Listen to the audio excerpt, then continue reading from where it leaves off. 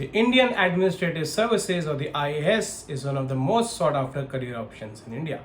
No wonder every year lakhs of candidates appear for the exam, but only a handful of them do make it to the IAS. But have you ever wondered how does the life of an IAS officer looks like? What does he or she exactly do in their jobs? Is it a rewarding or satisfying career as it is believed to be, as it is told to be, or is the reality something different?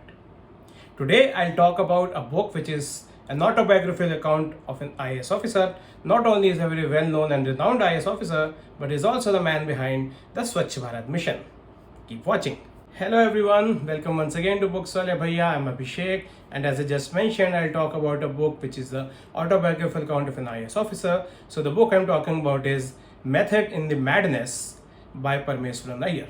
Parameswaran ji is now a retired IAS officer. As I said, he's a man behind the Swatch Bharat Mission, and this is an autobiographical account which largely touches upon his life in the bureaucracy. There are many interesting facts in this book as well as several life and management lessons, and no wonder, as Mr. Nanda Nilekani, the founder of Infosys, told that these are the management lessons you cannot get elsewhere. So what exactly this book contains? Well, this book talks about his early years, especially the time he decided to go about the IAS. Now the interesting thing here is that, and Mr. Iyer mentioned, he actually was not very strongly inclined towards the civil services. Well, yes, it's true. I mean, most of us would believe that he must have had that burning desire to make it to the IAS and all, but that was exactly not the case. And as he very honestly mentions in this book, that he was a little confused as to what to do with his career, and IAS is just one of the options he thought about his career. Interestingly, he got a job with a hotel chain, a very premier hotel chain, wherein getting into was considered to be very difficult. However, he left the job and just thought about giving the IAS an attempt, and he made it with an All India rank of 81.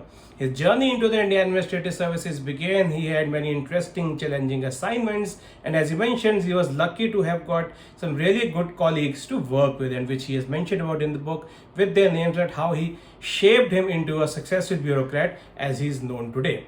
Drawing upon his journey, he mentions that while as an IAS, he got to work on several government projects and assignments. Over time, he specialized in water and sanitation, and he led many assignments related to that. He eventually moved into the World Bank, first in Delhi, and then he moved abroad in the US, and he almost, as I said, specialized in this particular category. He visited various countries and helped the problems related to water and sanitation in various underdeveloped countries.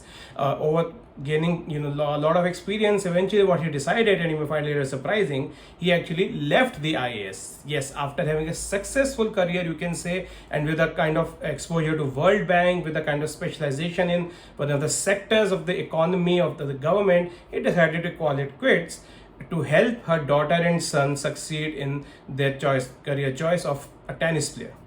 He left the IAS, I repeat, to help his daughter and son become a professional tennis player. They spent next couple of years actually guiding and coaching his son and daughter. He also moved back again to the US to get the best possible coaching. And after a couple of years, when his children took alternate career paths, both of them related to academia, he decided to come back to his place of work. It is then that he got an opportunity while he was working again with the World Bank, that he was called by the government to work on the Swatch Bharat Mission. So the last part of the book actually deals with the Swatch Bharat Mission, and it is in this context that he calls that he has been an insider, outsider, insider. He was in the IAS job, then he moved to the World Bank when he became the outsider, and then to run the Swatch Bharat Mission, he was called back, and so he became an insider once again. He realized that this Swatch Bharat Mission is actually Prime Minister Modi's a pet project, one of the very important project for the government of India, you can say, and his journey into Swachh Bharat Mission forms the large part of the book. So interestingly, the task was to make India open defecation free and build number of toilets running to lakhs. There were too many people who are still defecating in the open, and as he takes you through his journey, you realize that the biggest task, or I would say the toughest task, was not actually getting funds. It was important, but it was not the most difficult. It was not even building the toilets.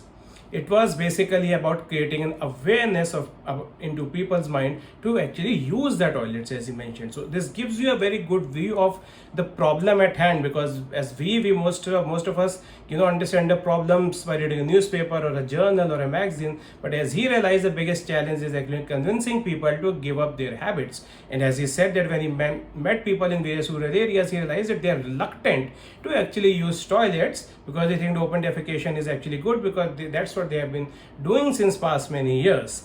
However, as he said, this is the biggest task is that he handled, and he led an entire team, created a war room, had regular meetings, hired professionals from outside as well. So it gives you a kind of entire corporate kind of feel of managing a project.